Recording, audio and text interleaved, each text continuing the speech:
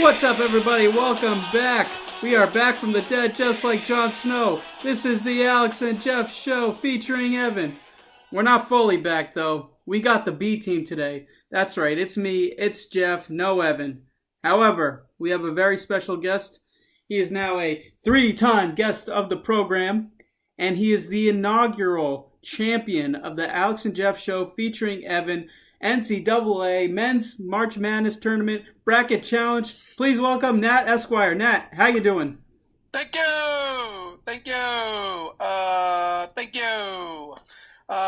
Hello and bon dia, gentlemen. Hello, Jefe, and hello, El Jefe, which of course means the boss in Spanish. Well done with the intro, Alex.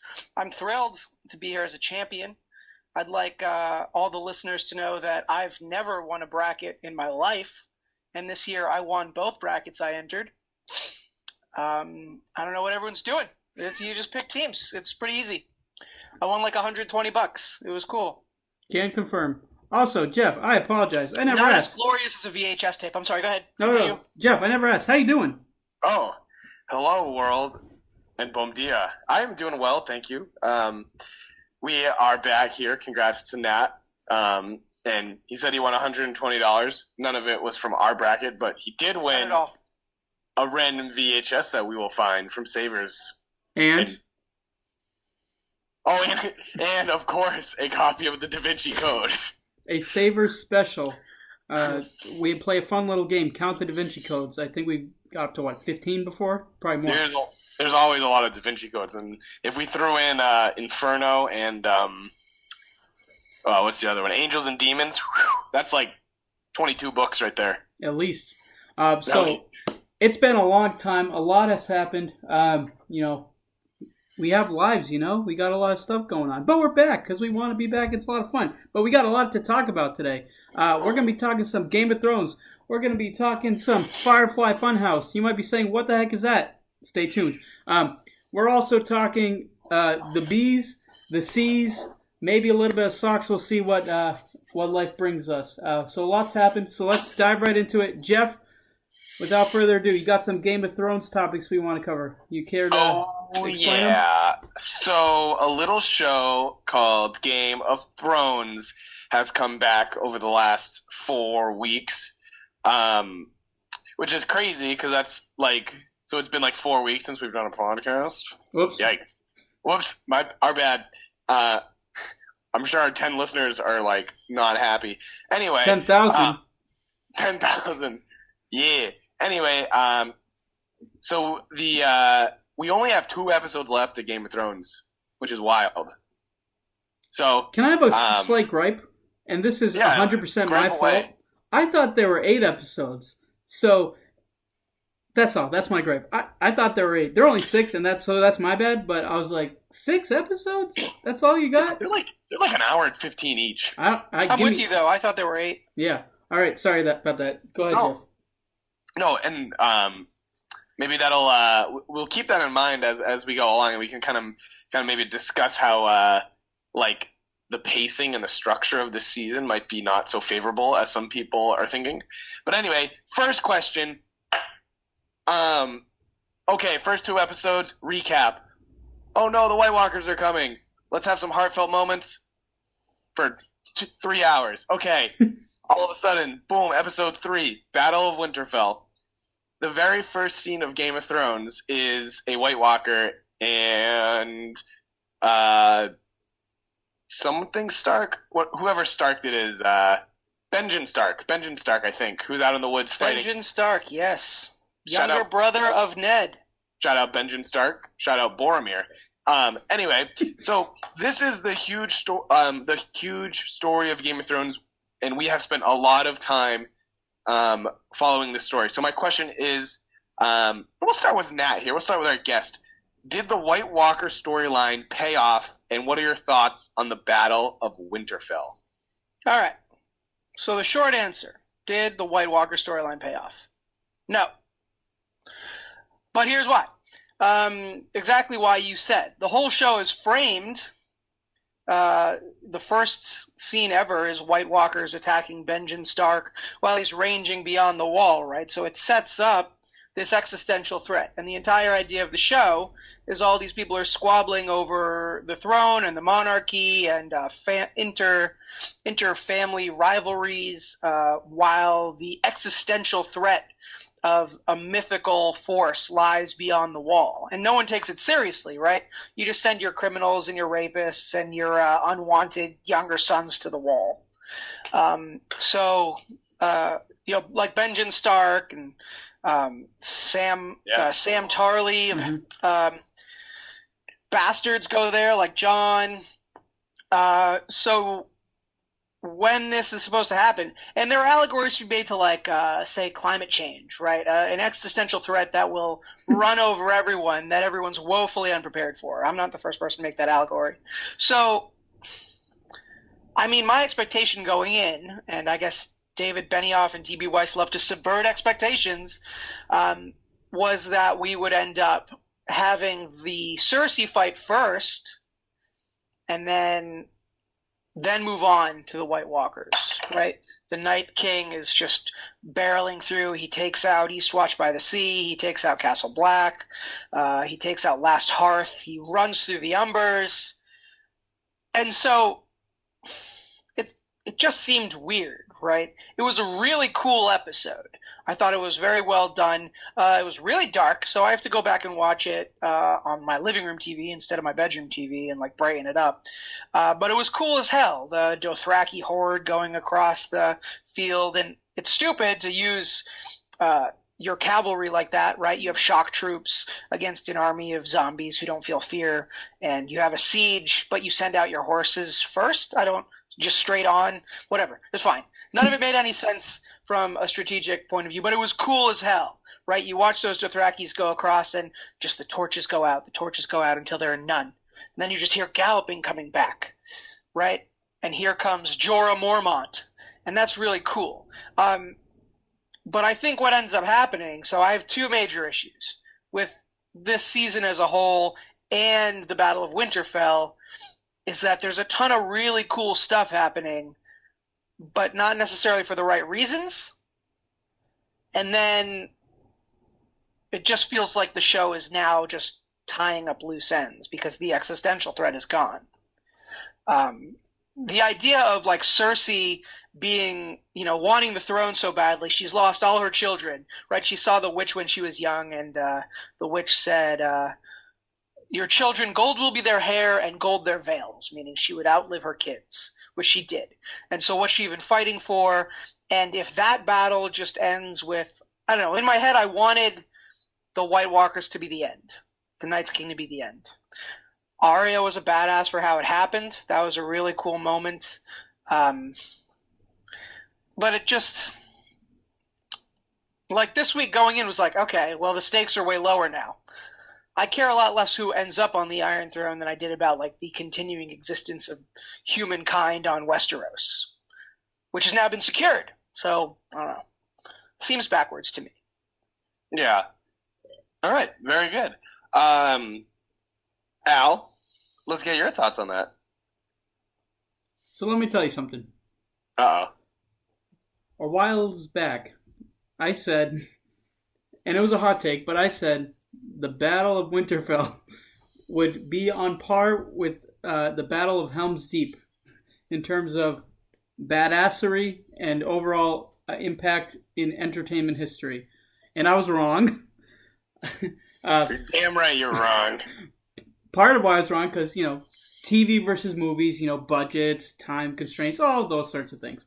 And it was a hot take, so, the rule is if you believe something 51%, it can be a hot take. So maybe I pushed it. I believe that like 41%. But anywho, it was a good episode. It was an entertaining episode. I think the battle was well done. But what I didn't like is how anticlimactic the Night King death was. And not to take anything away from Arya, because, she used her, and I might get the phrasing wrong, but the faceless man skills, her assassin abilities to blend in with the White Walkers and quietly sneak up on the Night King. And is that what she did? That's what. That's my theory. Yeah, you can see one of the White Walkers. His hair blows forward, right before Arya's flying through the air towards the Night King. 'Cause- And that's Arya, like, doing her, like, wind sprint through without anyone noticing. So she, like, disguised herself as a White Walker? No, she just, like, ran through. Like, Okay, that's what I thought. I thought she yeah, you can see the wind blow. Oh. Okay. I thought she used her, like, assassin skills in terms of, like stealth stuff, but I didn't think she, like, disguised as a White Walker. Oh. Is that what you thought, Alex? That's that was a theory that I read, and I subscribe to that theory. Oh, so it could have happened. Oh yeah. I mean, I don't know if it was confirmed or not, but Yeah. it could have happened, even if it didn't. Okay, so let's run off with that didn't happen. Then these White Walkers who are so organized, how they not see her? And I understand that she snuck up on Jon Snow earlier in this season in the same spot, and he didn't notice. So I get that. And I know she's an assassin. I know she is highly trained. I know all of that, but I don't know. It seemed a little anticlimactic, even though the kill itself was really cool with the little dagger drop from the left to the right hand. We call that razzle dazzle. We call it the Steph Curry, the Kyrie Irving, whatever you may call it. But a little We razzle don't call it dazzle. the Kyrie Irving because it worked. Oh. That's for later. That's for later. Wah. Kyrie is still my god, Kai God. So yeah, that's for later. But anyways, so it was a cool kill, but it was anticlimactic. Similarly to what Nat said, this is what the threat was the whole show, and then in one episode they're done. It was a long episode, hour 10 minutes, but in one episode they're done. The battle's one episode, and then what? Okay, let's move on to Cersei and the throne, where exactly what Nat was saying and what you were saying, Jeff. The whole threat were the White Walkers, and now that they're done, like, I don't really care who ends up on the throne. I guess I do, but I don't know.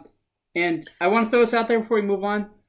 I give the writers, whoever shows up in the to talk about the episode after the episode.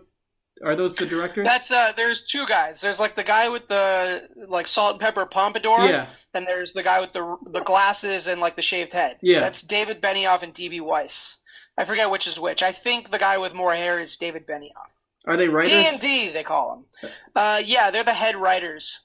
Okay, so I will say, They're the showrunners. Like they yeah, whatever title showrunner is. Yeah. They write, they produce, but they have a whole team of writers. sure. So whatever hats they wear. I'll give them credit. Sometimes they say kind of stupid things. And now on your post, I posted something where after this latest episode, which we'll get to, they said like, oh, and Danny forgot about the Iron Fleet. It's like, okay. But sometimes they say silly things, but I give them a lot of credit because they're opening themselves up to this criticism. And at least they're explaining their thought process where I'm sure it's happened, but in shows, you don't usually have that immediate payoff of what were the writers and directors thinking. So I'll give them credit for that. It's like an HBO staple now. Oh, it is? Okay. My favorite show on HBO right now is Barry. Yeah. Which an amazing Bill Hader show, and they do the same thing. It's just like an HBO thing. I think Talking Dead on AMC with the now disgraced Chris Hardwick sort of pioneered this like talk to the writers and stuff. That's true. Fair enough. And now every show does it, and HBO especially does it. They love to have everyone come on and talk. I appreciate Jeff, I'll it let then. you go, but I do have like one specific gripe that I think there's just like that's structural. Yeah.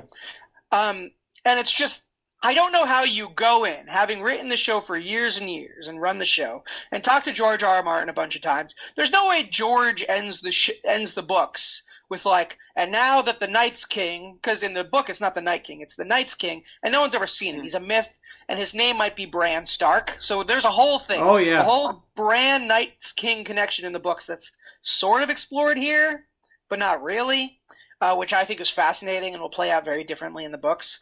But there's no way George was like, and then once they get rid of the Night King, they're going to head down to King's Landing, and they're going to figure out who's in charge. Because we've had that fight. We had that fight in season 1, and it was so good. Ned Stark lost his head over it. You got Baratheons, Targaryens across the sea, Starks coming down to King's Landing where they never fare well, right? It's just structurally, couldn't you find a way to make sure that the right battle concludes the show? It just seems foolish. So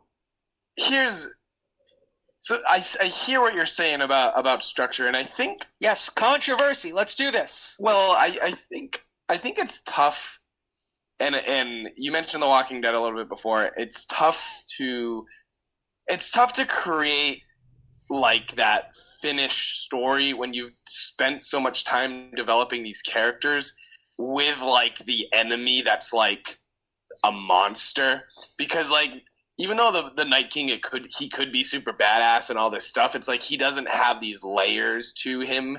At least we haven't seen them that as like Cersei and Varys and Tyrion does. So my guess is that for the like emotional payoff to the show, they want to maybe use those characters, but the point of this whole arc is that all of that was trivial compared to the true terror of the White Walkers. So they're like sort of jumbled up, like you were saying. I will say this though, in terms of payoff, I think it definitely legitimizes the Arya Stark arc, because holy crap, it's a good arc, but man, there are some very boring moments in it. Like when she's in Bravos, it's kind of cool, but it is a lot of her cleaning dead bodies and doing this. And there's some great moments when she's like assassinating in like the brothel when the guy like wants those like 12-year-old girls like that. Sir Meryn Trant. Yeah, like and you know when she's traveling from with, the Kingsguard, he was former Kingsguard. Yeah, like all that stuff is good, but like there are definitely some moments where it's really slow. So I think it makes that payoff, which is awesome. But yeah, like very interesting that our big threat is now over with. It's kind of like using your closer in the 7th inning, you know. Look at 2 innings to go here. So are these? I saw like a tweet that said, well, thank God, now that we've got the Night's King out of the way, we can deal with the real enemy, checks notes, pregnant lady and annoying pirate. I mean, pretty much. Yeah. I have a lot of Euron things to say, but we're only on point 1 of the Game of Thrones talk, so I'll just take a sip of my drink and we'll continue. This is segment it a name drink for sponsorship? Yeah. This is an old-fashioned made with Angostura bitters and Old Overholt bonded rye. Old Overholt, it's cheap. Get the bonded because it's more alcohol. Old Overholt. We're working on proper number 12, but Conor McGregor has not answered my emails yet, so we'll get back to you on that. We should get like the Seamus whiskey. I don't think he has a whiskey. The bro kick. Brogue. I would drink Seamus Irish whiskey. I would. I won't drink that Conor McGregor swill, which I'm told tastes like paint thinner. I like it. And since he sucks, I'm sure and he's kind of a fraud, I'm sure his whiskey also sucks and is kind of a fraud. I'm sure he just bought like the cheapest, shittiest distillery in all of Ireland and just slapped a label on it. Fair enough. Probably. Well, speaking of, you could say Conor McGregor's quite the character. Speaking of characters... he's the Euron Greyjoy of MMA. Okay, go ahead. Speaking of characters, and we kind of just talked about some story arcs, which story arc are you, or which character in their story arc are you most all in on for the rest of Game of Thrones? So we'll start with you, Alex. Like, which character, and this can not necessarily mean like your favorite character, but like who are you most invested in right now? Like, who do you think will have the best payoff? Or like who are you afraid of that they're going to screw up the most? Okay. So I don't know if he's going to have the best payoff, but the character I'm most all in on is Lord Varys. I love Varys. Yeah, I think, and we got a lot of it throughout the show, but especially in the conversation between Tyrion and Lord Varys in the last episode, he truly has the purest intent of anyone in the show, maybe besides Bran, and I have a lot of opinions about Bran, which I'll get to in a second, but he truly is for the best interest of Westeros and people who don't, he's the voice of the voiceless almost, he controls the media, and I put it in quotes, through Ravens, and he's kind of this person who has all the information and, he kind of spreads the news and he knows what's going on, and he has all these plants everywhere. And his little birds. Yeah. His little birds, exactly. And, he truly does not care who ends up on the Iron Throne, as long as whoever ends up on the Iron Throne has, Westeros' best interests at heart. So I really like his story. I'm glad that he's such a big part of it. He's quietly a huge part of the story because he doesn't get a lot of screen time. I haven't rewatched the seasons, admittedly, before starting season 8 again. So I'm sure I'm missing some points, but he doesn't get extensive screen time. But his scenes are almost always impactful, and his dialogue with other characters is really great. So that's what I would say for that.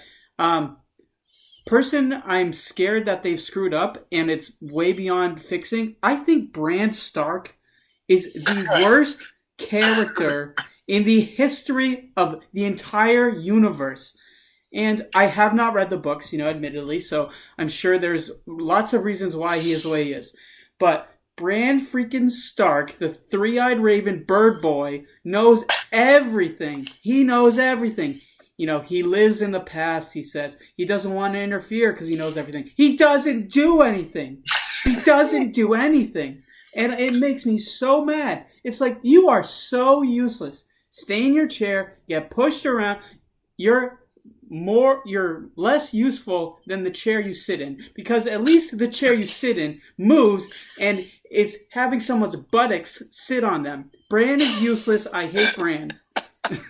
Wow. Is there some sort of... you might find the chair more useful than Bran, but you know what that chair doesn't do? It doesn't hold the door. Oh, that's Paige's favorite. Shout out Paige. She loves Odor. I can speak to the Bran thing just a little bit. I hate Bran, but go ahead. I don't want to filibuster this. So in the books, remember that George R.R. Martin hasn't released a goddamn book since 2011. The man just writes on his blog about the New York Giants. He just said, I like Joe Biden for president. Like, shut up, George. Go write Winds of Winter. It's taken freaking forever. He's releasing short stories. He literally he loves to blog about the Giants. He does. He's a Giants and Jets fan, so I don't even know what the hell he's on. Anyway, so in the books, Bran is still talking to Three-Eyed Raven, who either is not quite dead yet, or is dying, or just died. Hodor's alive. They're still in the freaking tree. And by the way, in the books, Jon Snow's still dead. He just died. The last thing that happened in published George R.R. Martin text is Jon Snow got stabbed to death, and the last thing he saw was Ghost, who also got done dirty. Yeah. Okay.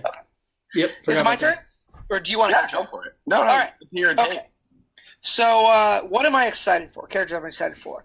Da da da da da da da da. Oh, that's the Hound's music. Clegane Bowl. Boo.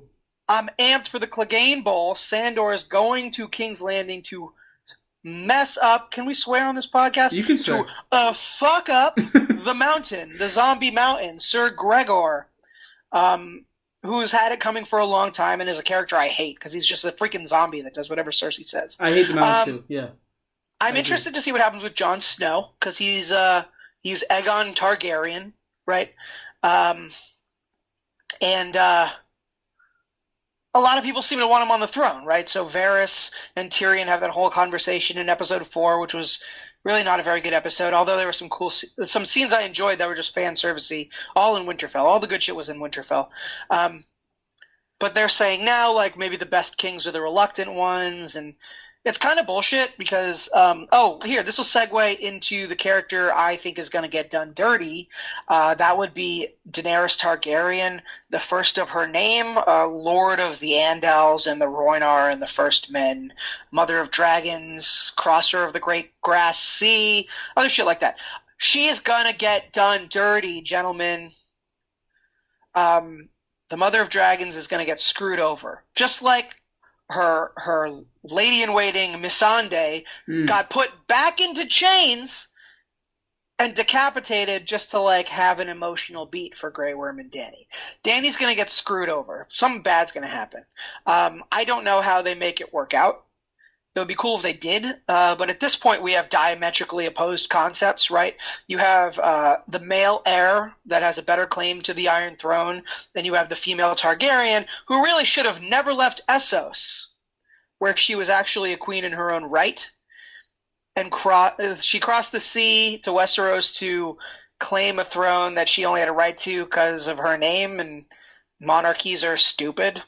So, like, whatever. But I don't see the show doing Danny justice in the last 2 episodes. I don't know how it works out.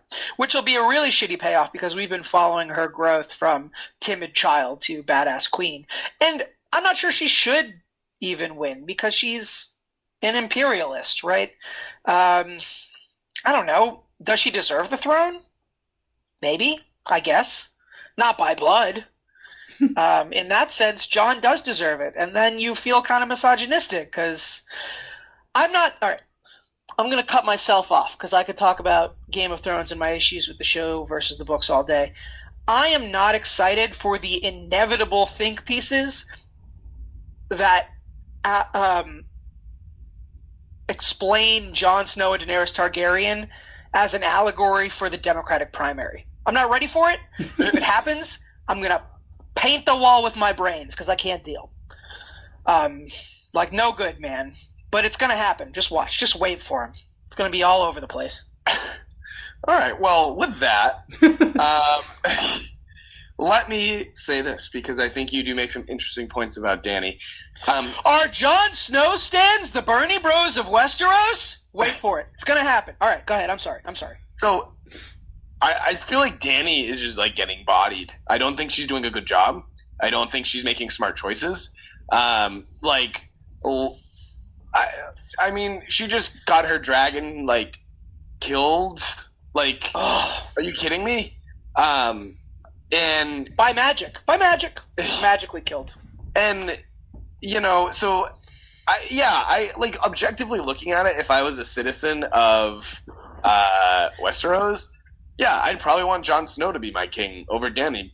Now we have seen Danny be great in the past. Like she's done some great things, and she's like learned how to rule, and she's been like flexible. Like she reopened the fighting pits, and she's like ended slavery, and like Breaker of chains. Yeah, like she's done some great stuff, but she's just like, I don't know. She's kind of like, she reminds me of like, she's like Albert Pujols, you know, when he went to the Angels.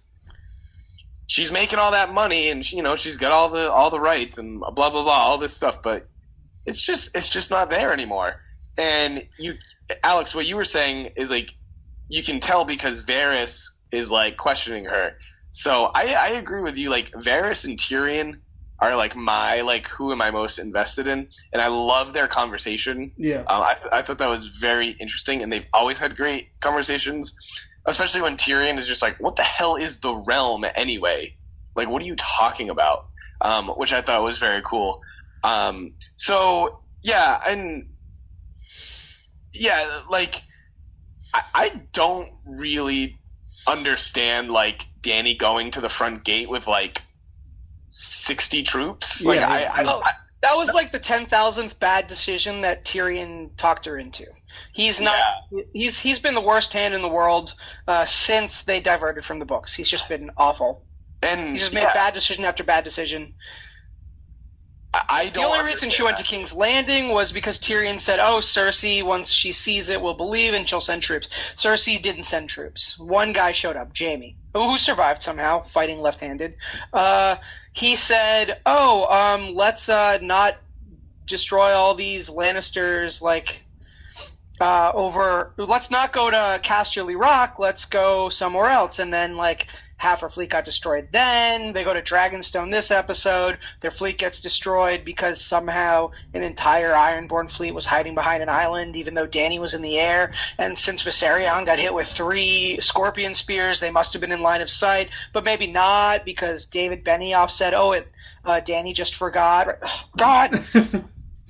If I'm Missandei, I'm going Goldberg's spear to Cersei and just knocking her off the wall. Hell yeah. Missandei would have done that too. She wasn't in chains, right? Was she? She was shackled. Her wrists were shackled, but nothing else was shackled because when she got decapitated, she just fell out of the... hell yeah, she could have RKO'd. I thought it was open. All right, so we're kind of on that next beat. So in one corner, we got Danny, we got a dragon, we got a battered, unsullied force, we have and we have Jon Snow and the North, like the armies of Winterfell, coming down as well, versus Cersei, Euron, the Iron Fleet, and the Gold Company, and the Lannister forces. So the question, and we'll start with Nat here, is who wins the war? Jeff, no matter what, we all lose. I can say that. Yeah. No, I don't think that's... I mean, it's a fun show. You just have to... At this point, you look at the show as like a fun fan service-y... It's like fan fiction conclusion to a book series that'll never finish because George R. R. Martin's going to die.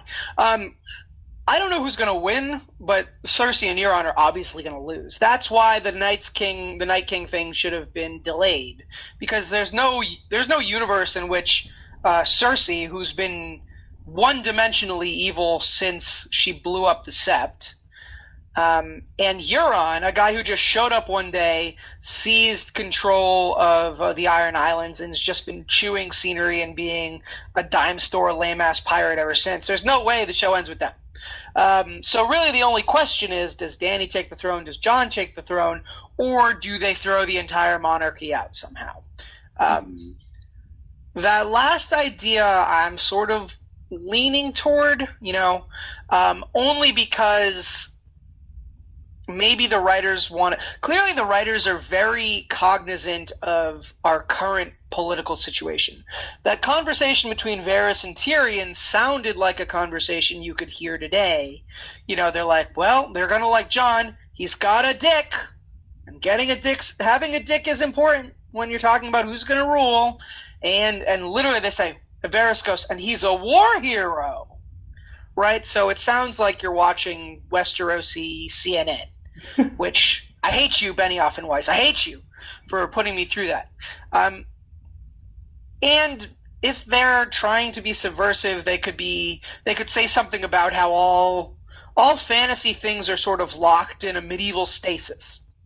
I think that's the term that gets used in literary criticism, medieval stasis, where despite magic and like seemingly interesting technology, no one ever progresses beyond feudalism and swords, just because it's like a super cool aesthetic that people enjoy. All this, it's Tolkien-esque. So they could do something like that and establish like a new era. Because, I don't know. I don't think there's any way Dany becomes queen of Westeros. I don't think there's any way. And that being the case, having set her up as she is all these seasons, there's no way it's going to be a satisfying payoff. Jon, maybe, just because he's so reluctant to do it. But then it would have to be Jon and Dany together, and that could work, but I don't know, it'd be kind of cheap.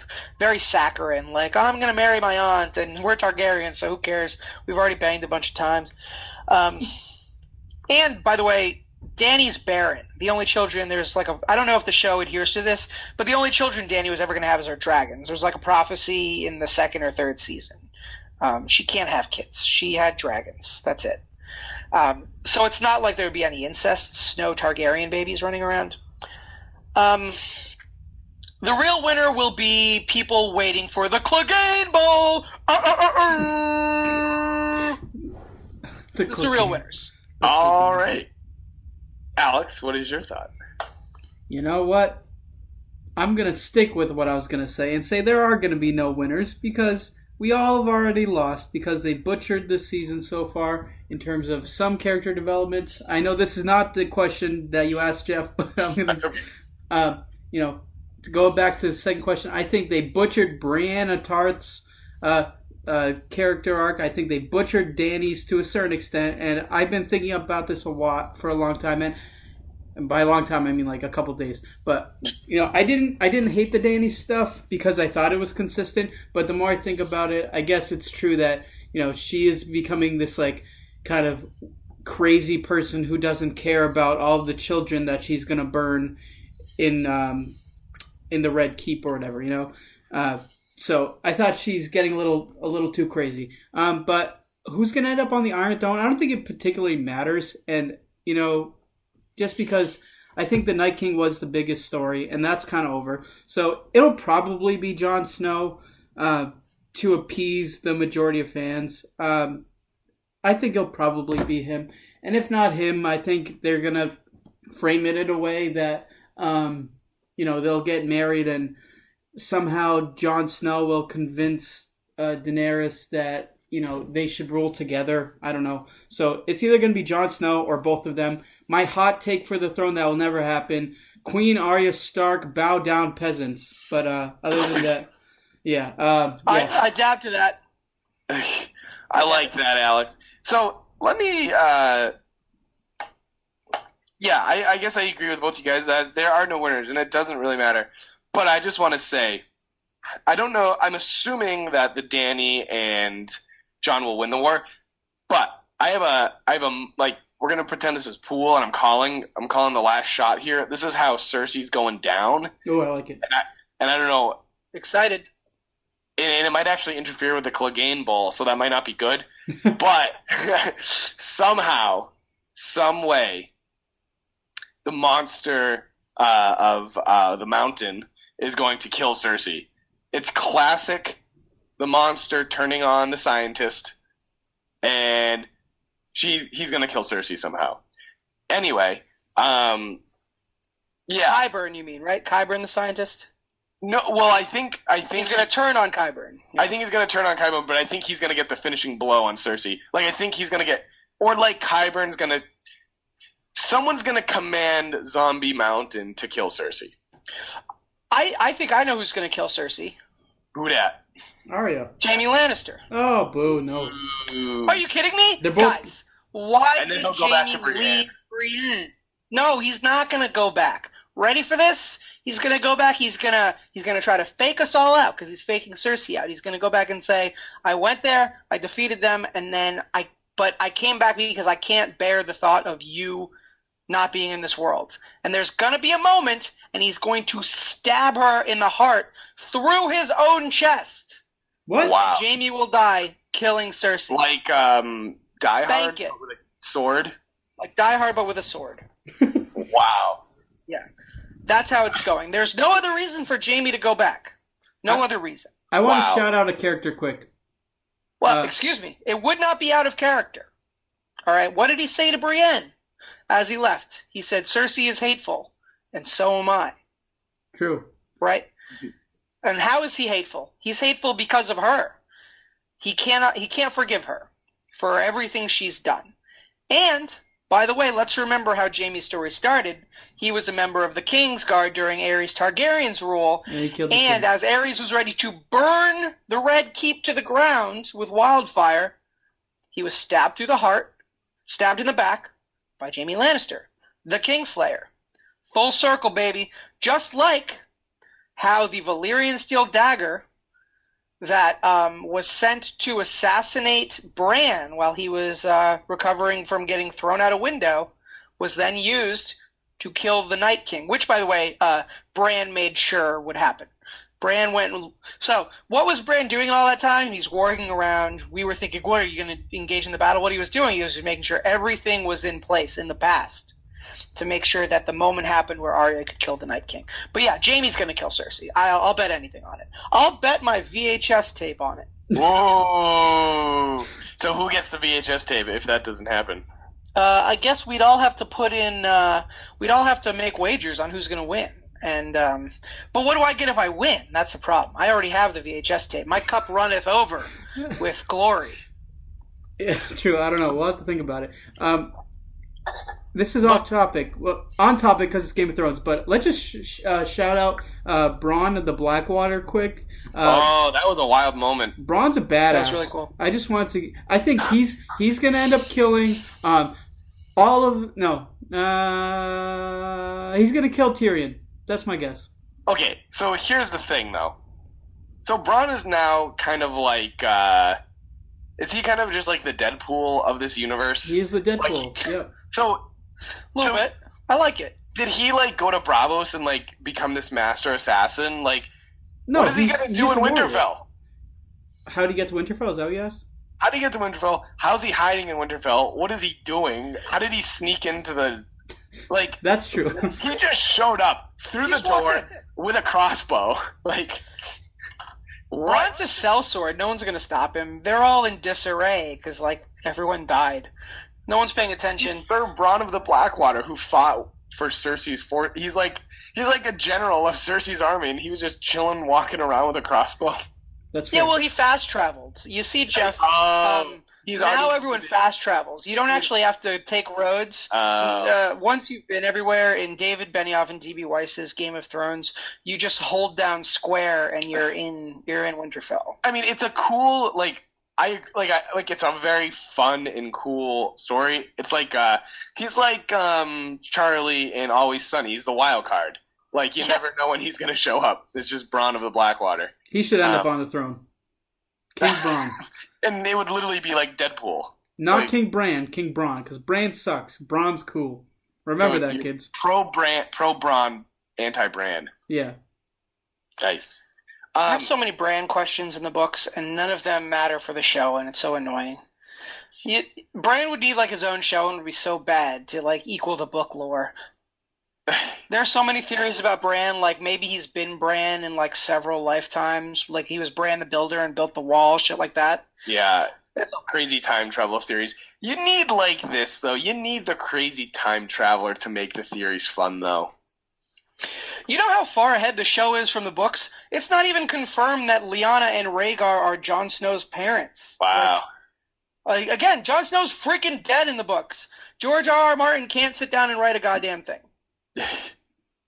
Well, with that being said, does anyone have any final thoughts on season 8 so far? I feel like we've definitely touched upon many a topic, but does anyone have a final thought or two? I have a question for the group. Jeff, You really sparked my imagination. Oh, thank you.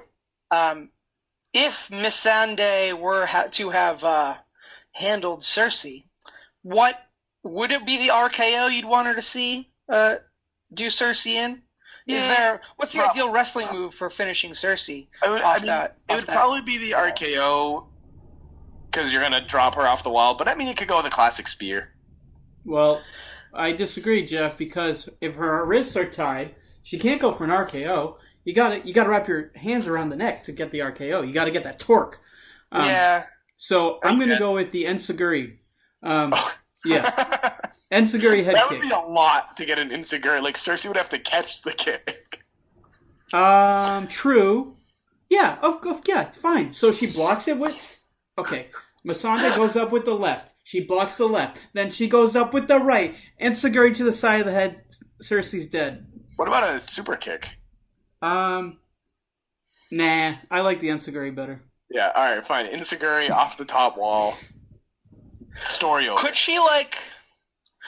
I'm wondering if she could do, like, maybe use the mountain and his slow reaction time sort of as the ropes and 619 Cersei off? Whoa. No, because you need your arms. You guys aren't thinking. You need your arms to hold on to the ropes for the 619. What about a drop kick and then, because she might survive the fall, a swanton bomb? Whoa, that'd be sweet. Right, so no, because you need your hands. Sacrifices herself. You don't need a swan. You don't need yes, to do a swanton bomb. Yeah, it's a flip in the air. No, it's a flip in the air like a bird. Don't question me on Jeff Hardy's. Well, what about hands straight up in a swanton bomb? Okay. Jeff Hardy would appreciate the improvisation. The hands up would be a 5-star frog splash. So or a coup de grace. Or a coup de grace. Oh, my bad, guys. Sorry, you know too much about this stuff.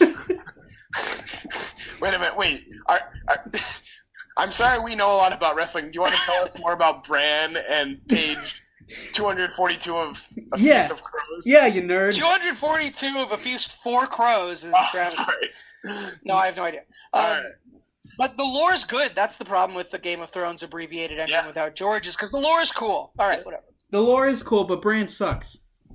Not book Bran. Well, show Bran does suck. I totally agree, because he's not freaking doing anything. Yeah, and the thing is, I, with all of my little heart, wanted Bran to be the Night King so he could have the badasseriest payoff of all time, and it just didn't happen. It didn't happen. There are a lot of people on the internet who agree with you, who are like, wouldn't it have been cool if the Night King had walked up to Bran and instead of trying to kill him, would have bowed to him. Just knelt.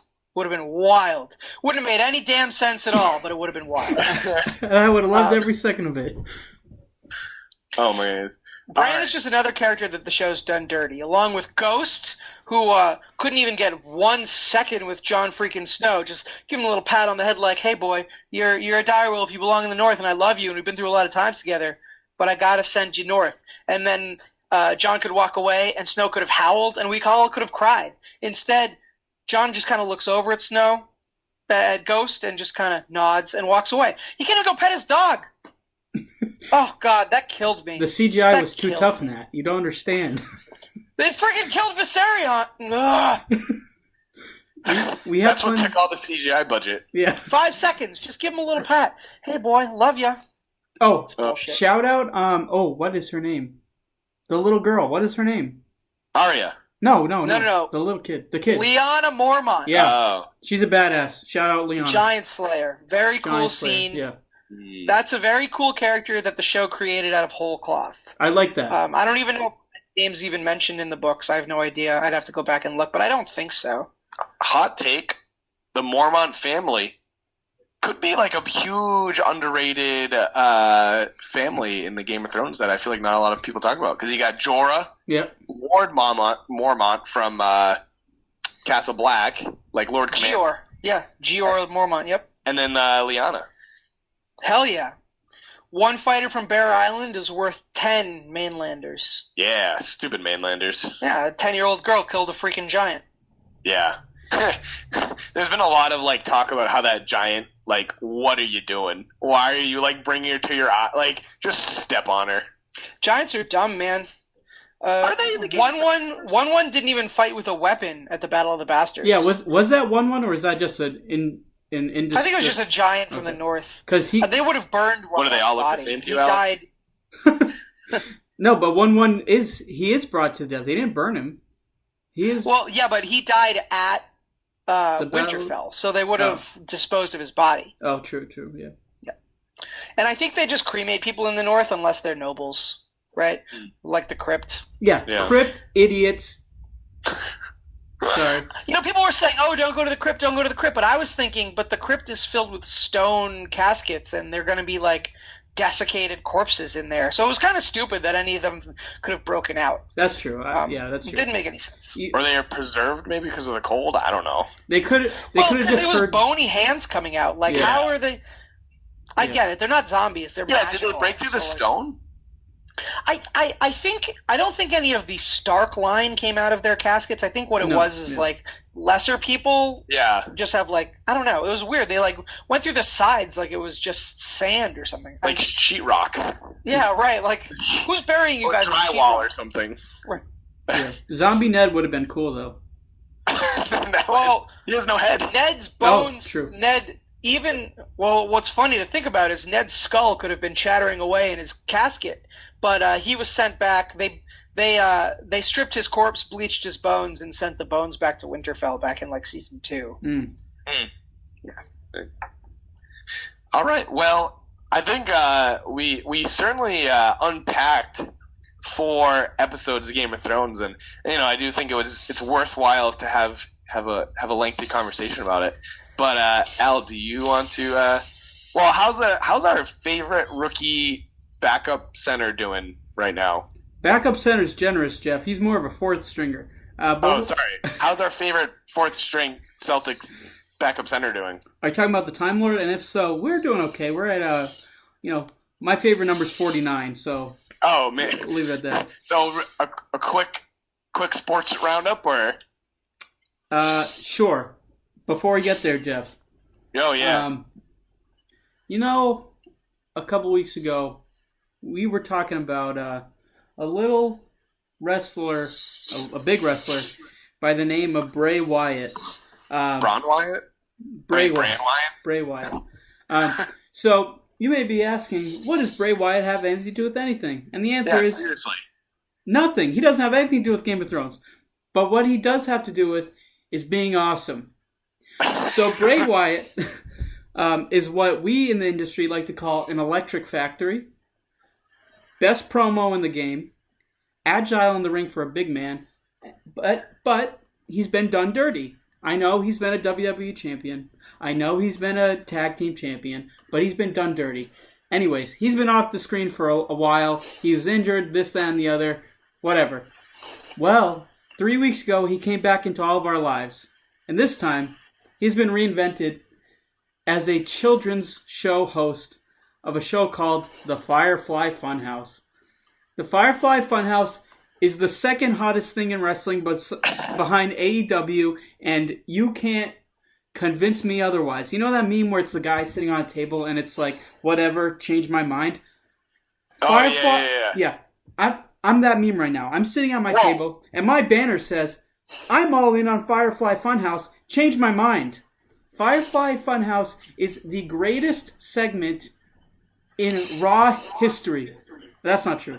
That's not true. I immediately take that back. But it is entertaining. It is creepy. So basically, Bray Wyatt shows up, and he has these little puppet friends. He has a little buzzard. He has a witch. He has a little rabbit, and he's just so creepy. And the show ends with him saying, "Remember, fireflies, I'll light the way, and all you have to do," and then he gets really creepy, and he says, "is let me in."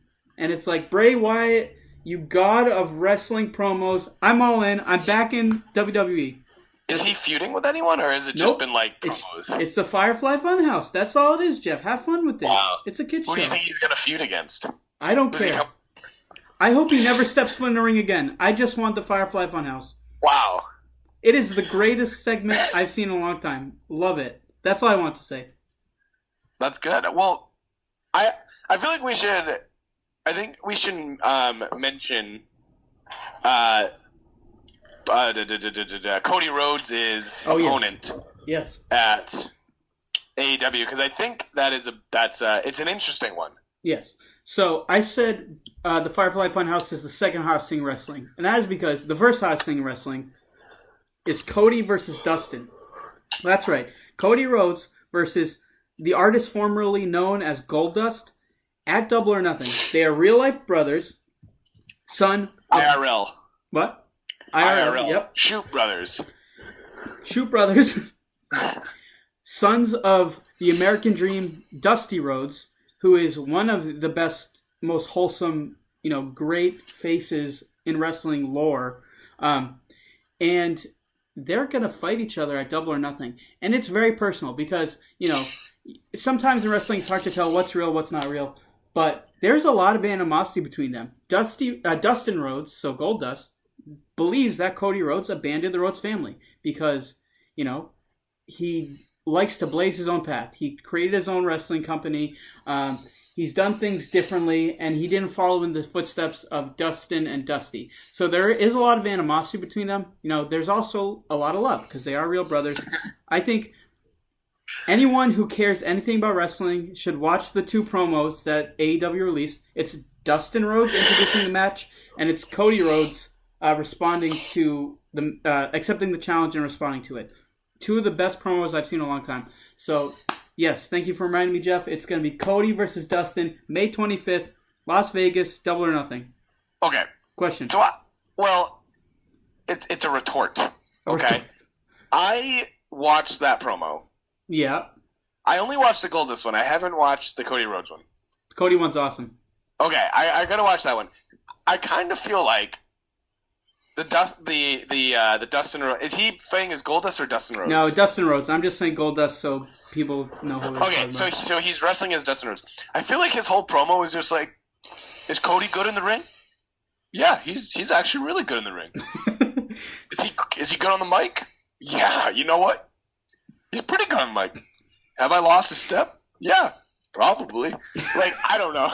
I feel like he was way too nice to his brother to really sell me on this match. But I do think it'll be cool. But okay, is this a little bit of nepotism? Is Goldust Dustin Rhodes? Is he really the names in this pay-per-view? Cody Rhodes is awesome. Who is the Young Bucks? Is Kenny Omega in it? Yeah. So let me run down the cards. Young Bucks versus the Lucha Bros. Who is Pentagon Jr. and Phoenix. Yeah. Go watch Lucha Underground. They're great. It's Kenny Omega versus Chris Jericho, who are two of the biggest wrestlers that's awesome. in history. And then Cody and Dustin. But yeah, go ahead.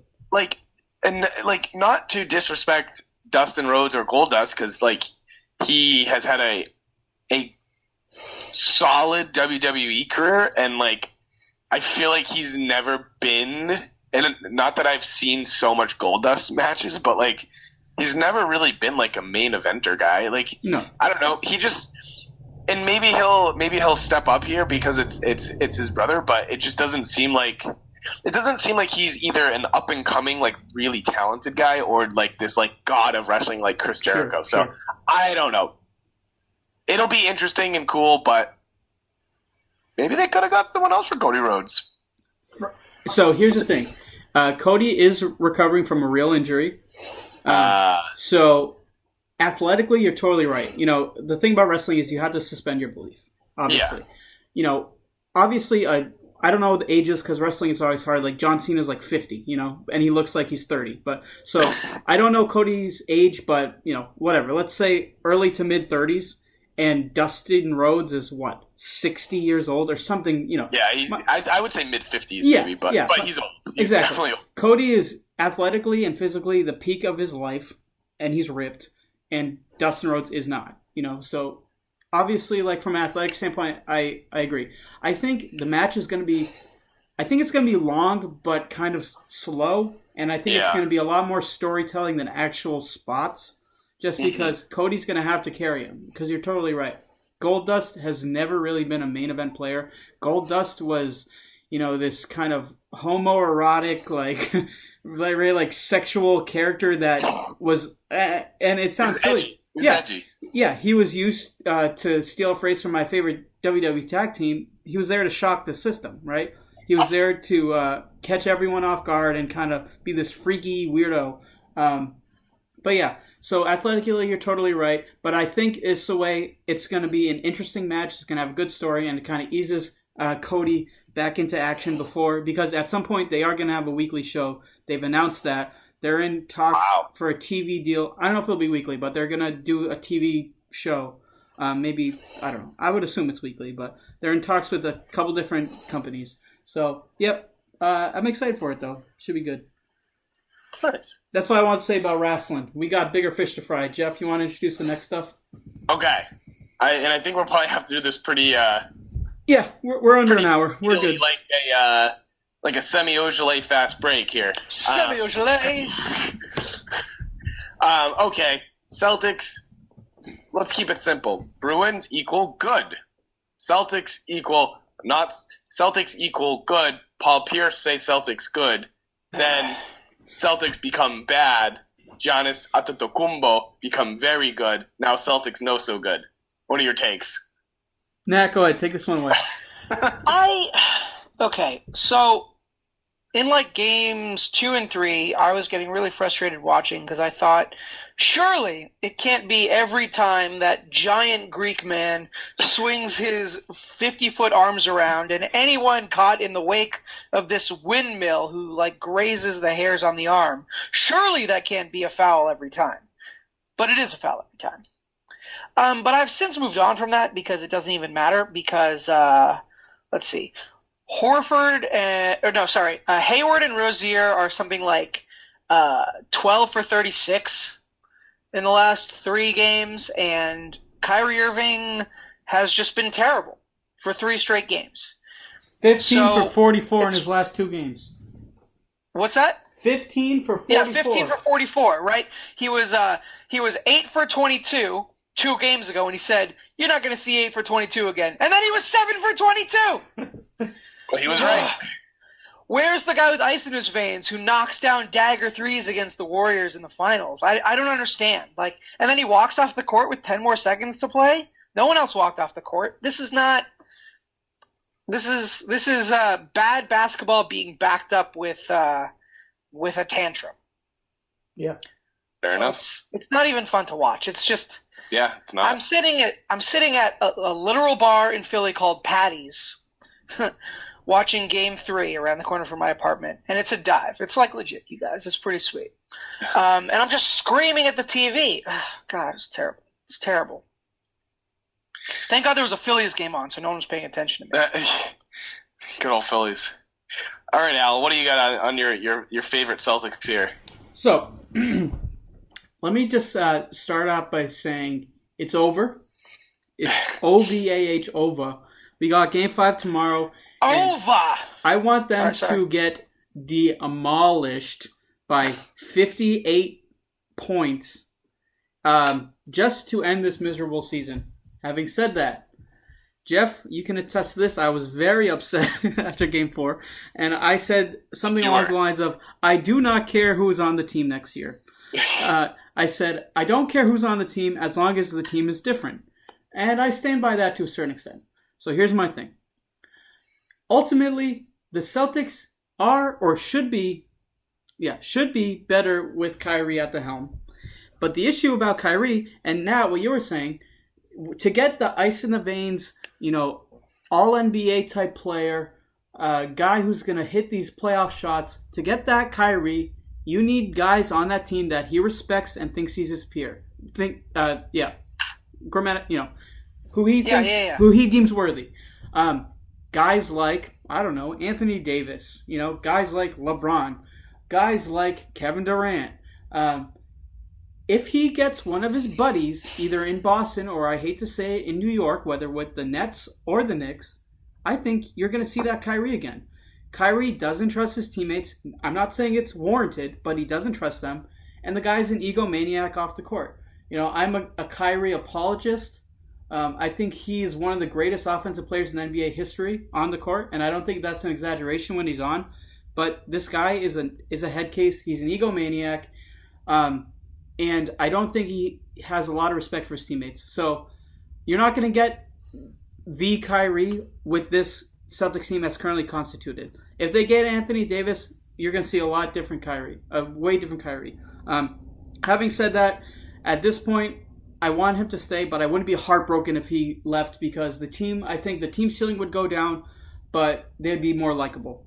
And the thing is, as much as it pains me to say, because this is indicating something that I haven't said before, is that, they should be better with him, but the fact of the matter is they're not, because they're about to get eliminated in the second round, and the last 2 years they made the Eastern Conference Finals. They should be better, but they're not, and they won't be better with Kyrie on the team unless they bring in one of his peers. So if they trade a bunch of pieces for Anthony Davis and it's Kyrie, AD, one of Smart, Tatum, Brown, I think if you can keep one of those in the trade, you win the trade. So those two guys, that and whatever's left of Hayward and Horford, that's going to be a very good team because Kyrie's going to have his Batman, his Robin, whatever you want to say, and then he'll go from it. Because off the court, he's a Batman. On the court, I think he might be a Robin just because he needs that other guy to unlock his full potential. And also, rant over about that, the Boston Bruins are the team that deserves our love and attention. And Nat, I don't know if you meant to do this, but Nat's reaction was a microcosm. He totally didn't even talk about the Bruins. And you know why? Because they're under the radar, they're gritty, they're hardworking, they're a lovable team. I said months and months ago, admittedly I'm not a hockey guy. I think everyone knows that. But it's not that I don't know about the sport. It's just not a sport I watched throughout the regular season. But I will say I had been following, but I haven't really been watching until probably around the All-Star break pretty consistently. They are a hell of a team. 7-game series against the Maple Leafs, 6-game series against the Blue Jackets. And I know the NHL playoffs are really hard, but if they don't beat the Hartford Whalers in 5 games and make it to the Stanley Cup Finals, as long as they make it to the Stanley Cup Finals, it'll be a success. But they should make mincemeat of the Carolina Hurricanes. Carolina has some talent, but the Bruins and Tuukka Rask are another zone right now. They're your Stanley Cup favorites. And Jeff, what'd I tell you? I said whoever wins the Toronto Maple Leafs Boston Bruins series is going to be the East representative, and I think that is still true because the Bruins will beat the Carolina Hurricanes and be the East representative and ultimately be your Stanley Cup champions. Go Bees. All right, Jeff. You got your Pasternak. You got your Bergeron. You got your Tuukka Rask. You got your Brad Marchand, who everyone hates outside of Boston. You're Sean and you Kuraly. got the best the fittest 40-something athlete in all of Boston sports, Zdeno Chara. That one's for you, Jeff. So, Alex, are you willing to get a 2019 Eastern Conference Championship Bruins tattoo on your arm right now? No. Okay, just checking. Not because I don't believe in the team. Okay, fair enough. Yeah, I don't know. I think you guys hit all the points there. I think my advice would be, okay. Here's my thought. Here's my comparison. The Celtics. It's like you're working at this like fancy job in the city. Like you wear one of those like black shirts with a black tie that looks so sleek, and you have like one of those headsets on. What are you, a waiter? Yeah, yes. You're a waiter in the city, but you're trying. Where? At a Michelin star restaurant or like a Chipotle? What are we talking about? Black shirt with black tie. This analogy changed. Fine. You're a waiter at a fancy seafood restaurant in Boston. Okay. And you make thousands of dollars in tips per night. But Okay. Okay. But you sit like an hour and a half in bumper to bumper traffic to get there, and you hate it. It's got all the glitz and glams, but man, is it hard to get through. The food sucks. The Bruins, on the other hand, it's like you're like a line cook at like an omelet, like a breakfast diner. And you know what? It's not pretty. It's not glorious. You're not making that much money. But it's a 16 to 22 minute drive to get there. And man, do you love it. So that's my analogy. Go Bruins. Go. Oh, that sounds all right. I like that. I like the analogy. Love the commute. And not only is it 16 to 22 minutes, it's a straight shot, baby. It's a straight shot, country roads. Yeah, you take a turn or two and you're there. You blink your eye, you listen to our podcast. No traffic. Oh, yeah, that's great. That's the best. I will say something about the Bruins. At the beginning of the playoffs, they are this omelet bar because they had the second best record in the NHL, but I think it was pretty widely accepted that there are a handful of teams that have more talent. You know, Tampa Bay, Washington, Vegas, maybe, San Jose. I'm thinking I'm forgetting one, but Winnipeg. Winnipeg has a lot of talent. But now, other than the Sharks, because the Sharks are still in it, you know, they got Burnsy, they got our boy Joe Thornton. So they have a lot of talent. How the hell is he still playing hockey? Joe Thornton, because he's a beast. He was in backyard hockey like 2002. Yeah, the Bruins did him dirty. But yeah, so at this point, other than maybe the Sharks, they are the best team. You know, so I love the analogy because they are this gritty blue collar, and I get the image. But at this point, they're the fancy restaurant. Let's hope that the food's good. You know? Wow. Because they have expectations now. Expectations change when teams like the Penguins. Oh, that's the team I forgot. The Penguins, obviously, with Crosby and Malkin. You know, the Penguins, the Washington Capitals, and Tampa Bay Lightning. They're out. The Bruins are the cream of the crop. So not only do I want my surf and turf, I want it to be the best damn surf and turf I've ever had. You know? So that's all I'll say. It's the last original NHL team left in the playoffs, right? The original 6, let's see. Yeah, the original 6. No one else is in. Yeah, I would. Yeah, off the top of my head, yes, that sounds correct. Yeah. So Sure. they're gonna win the Stanley Cup. Penguins are It's inevitable. They're gonna win the Stanley Cup. Just no Blackhawks. Give us the cup already, and we would have the Boston Grand Slam if the Celtics didn't blow it. So just like Bran, the Celtics are Garbaggio. We were this close to greatness. I'll take a Boston 3-run dinger from just so we can mention him. Michael Chavis, the Ice Horse, baby. Oh, forgot about him. Yeah. Michael Chavis. Red Sox amazing. Are better now. Shout out Red Sox for being better. They're 2 games under 500. Woo! And tied right now. They're tied 2-2. So yeah. All right. Shout out Nunez. Does Dustin Pedroia ever play another inning in his career? No, he's done. Please. I mean, I'm sure he'll play like the Arizona State alumni game, but so he's done. His goose is cooked, huh? That's also, I love you, Pedroia. So keep fighting. Love you, Dusty. Really, you were my favorite for years. Short guys in baseball, it's just the best. Yeah, we appreciate you. Definite Red Sox Hall of Famer. I'd have to investigate the numbers. Probably not a MLB Hall of Famer. Borderline. So when I was at the Hall of Fame. Oh yeah. Pedroia is in there. Well, not in there, but he had a display up for lifetime fielding percentage at second base. He's like the all-time. He's like maybe he's top 2 or 3 or something. He's like ridiculous fielding percentage at second base. It's like .933 or something like that. Yeah. Nice. Maybe higher. All right, I can dig it. Yeah. But anyway. And I would have to investigate his numbers more, but, a handful of Gold Gloves, an MVP, a Rookie of the Year, a multi-time World Series champion, So maybe he's a borderline Hall of Famer. What's that? 2.5 World Series, we'll say, because he didn't really do anything in 2018. Yeah, he's still on the team, though. Yeah, all right. Wasn't his... He's a locker room presence. Wait, whoa. His rookie year was 07, wasn't it? Yeah, so he got 07, so that's one. His rookie year was 07. He was a big part of the 07 and the 2013 team. Yeah, that's 2. Yeah, that's 2 major rings. Oh, 2.5. Okay, fine. Yeah. I'll give you. I thought you were saying 1.5. I was like, whoa. No, 2.5. Yeah, okay. So fair enough. So my point is he's had a tremendous career, but for the love of God, Dustin Pedroia, Michael Chavis is the future. Hang it up. Hell yeah. The ice. I'm so happy to see Chavis. Yeah, the ice horse. I love that. As long as he doesn't get popped for PEDs again.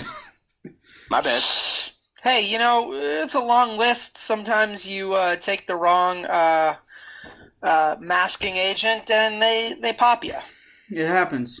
It's true. It's a 162-game season. That's absurd. 162 games. Take whatever you want. Come on. Let him have HGH at least. Jesus. That's a good. All right. And with that, I feel like that might be a good last word that they might let them eat HGH. I'm the Marie Antoinette of PEDs. How's our Time Lord looking here?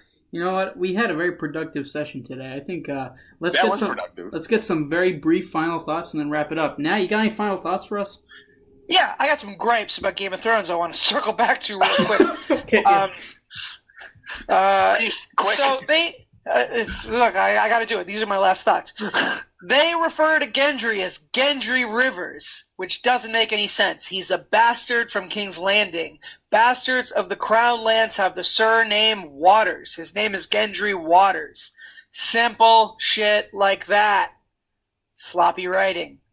Benioff and Weiss have a 3-movie contract with Lucasfilm to make some franchise for Star Wars. I just hope they're not as sloppy. Don't be sloppy. Give me something good. Don't just do shit because it looks cool. All right? Make sure your characters have real motivations. Don't regress on 8 years of development. Don't give me that. Gendry Waters, ladies and gentlemen. Gendry Waters. Not to be confused with Austin Rivers. Who's a bastard from the Finger Lakes. Nope, that's in upstate New York. Bastard. He's a bastard from the Riverlands, right? He's a bastard from the Erie. Yeah, Austin Rivers. Shout out to the Rockets. Good player. They're going to beat the Warriors playing 7 players. No, they're Yeah, not. that's pretty dope. They're not going to beat them. Did you guys see I saw a breakdown of how Harden shoots his threes when he's covered versus uncovered. When he's wide open, it's just up and down. Yeah.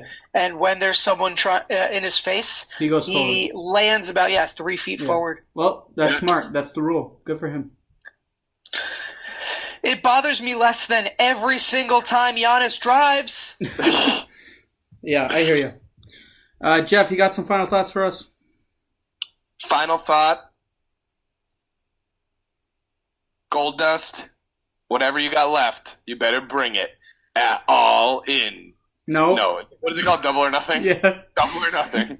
All in was like last year. Get with the program.